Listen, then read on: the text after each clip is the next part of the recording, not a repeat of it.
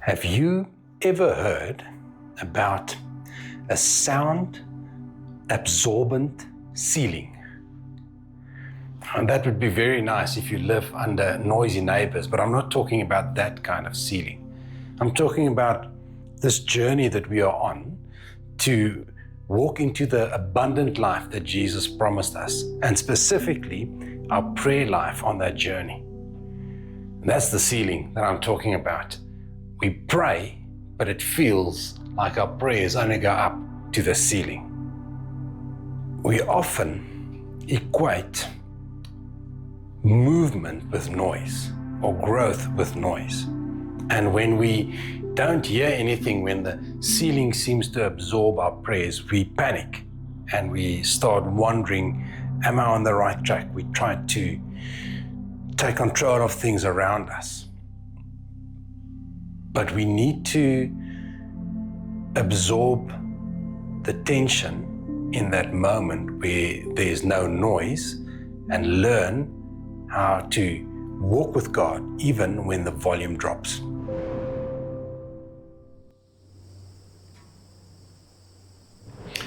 As human beings, we were designed by God to communicate. So it's natural to desire to hear Him speak to us. And wouldn't it be great if we heard Him clearly every time? Like we crave the thunder. We want to hear Him absolutely clearly every time. We don't want to strain to hear God. But this is where we can sometimes be drawn off our true north, like a magnet, a compass, because it's hard for us to trust God. And we want to hear, we don't want to strain to hear, we want to just do it in our own strength. It's normal for us to want to have that clear voice, the Red Sea parting, the writing against the wall, God speaking in such a way that we have no doubt. It's normal for us to want to know exactly what's going to happen next and hear clearly the next step. But God's communication isn't so linear. He's fully committed and passionate about growing deep roots in us that will handle what lies ahead. So when we find ourselves in these seasons of silence, we should not make the mistake of thinking that silence means abandonment. This is where we can be drawn off the true north if we misunderstand the beauty of silence. You see, what often happens is we misunderstand it and we come into these unhelpful thinking patterns, like thinking silence means He abandoned us or that God changed, or perhaps we think, well, He's not speaking to me because He got fed up with me, or it's punishment because of something I did wrong. Those are unhelpful thinking patterns about silence. Or we allow our emotions to become the loudest voice. And, emotions, they're wonderful servants, but a terrible master.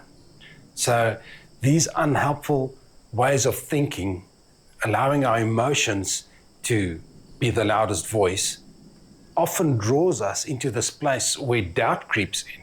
And we're like, has God changed? Is God angry? Am I still on the right track? Did I hear Him correctly when I started on this journey? In 1 Kings 19, there's this story about the prophet going on up a mountain to meet with God.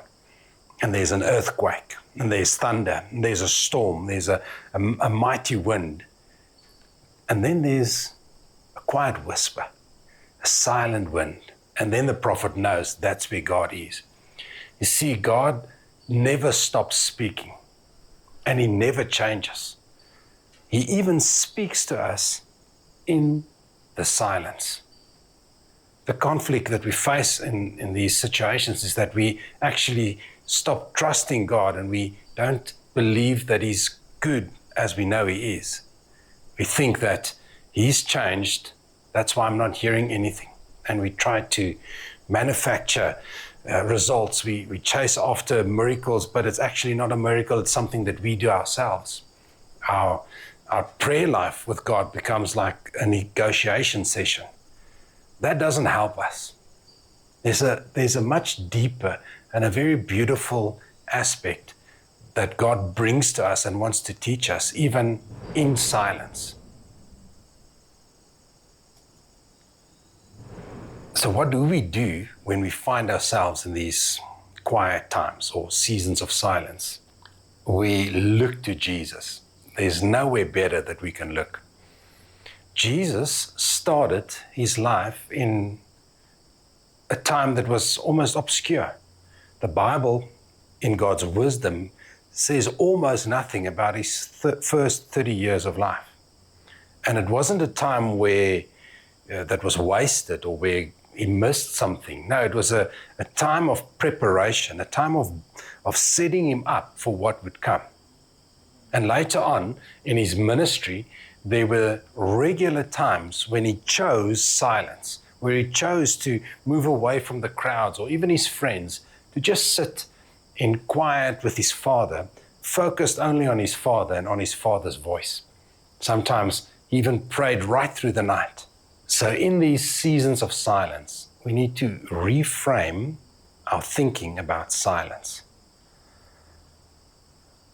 Silence is actually a vote of confidence from God, where he's saying, I want to pour out so much of my goodness, so much of my abundant life on you, but I want to grow deeper roots so that you can handle it.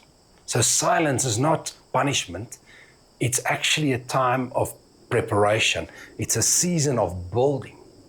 It's a time where we can learn not to just look at the externals, and it's not wrong to want to see external move, but it's a time to actually connect with God in a deeper way. It's a time to focus on Jesus and to live for and to trust in him alone, even when the external doesn't seem to change. It's a time where we can understand that God's actually drawing us deeper into a friendship with him, where he's enough, even if nothing changes on the outside. The seasons of silence was never meant to be forever. But even in those moments, God can speak to us. And it's like that story of the seed that was planted. We spoke about that in our previous video, where in the darkness, in the soil, in the quiet, is where the most critical growth takes place. And it's a beautiful invitation from God in those seasons for us to get to know his character, trust him, even though we don't see external change.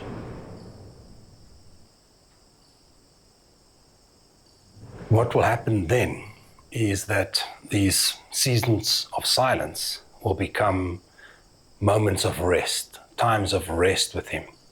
In those moments, we will learn to be and not just do. We will learn to be loved,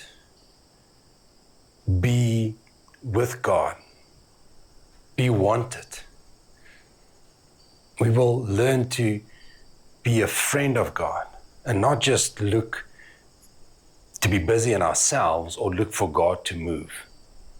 It's a time where we will learn how to hear his voice, how we will learn how to trust in his nature, and we will learn to live for an unseen world, not just the seen, the measurable. We will learn to live from deep roots that's connected to his character and his unchanging nature. And silence, the seasons of silence, never meant to endure forever, but if we see it like this, they become beautiful moments where we can actually be alone with God, even though there's a lot of noise around us. There'll be a depth in us that will be like a fountain of joy that won't be quenched, even though we don't see the results on this journey. And we'll stay true to our true selves, the true north. When the magnets are pulling us this way or that, we'll stay true.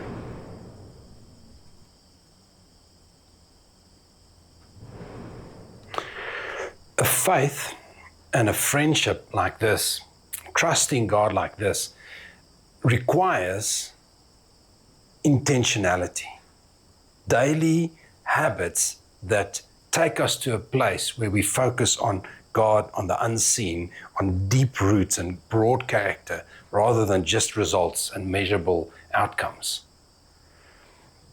It's not always easy. But if you find it hard to trust, like so many of us do, then we want to help you. In our previous video, we actually talked about trusting God in times when things seem to be going too slow. You can also reach out to us on our website and find a lot of helpful tools, or sign up for a personal coaching journey. We know that God's got great plans for you, and we know this: your better tomorrow starts today.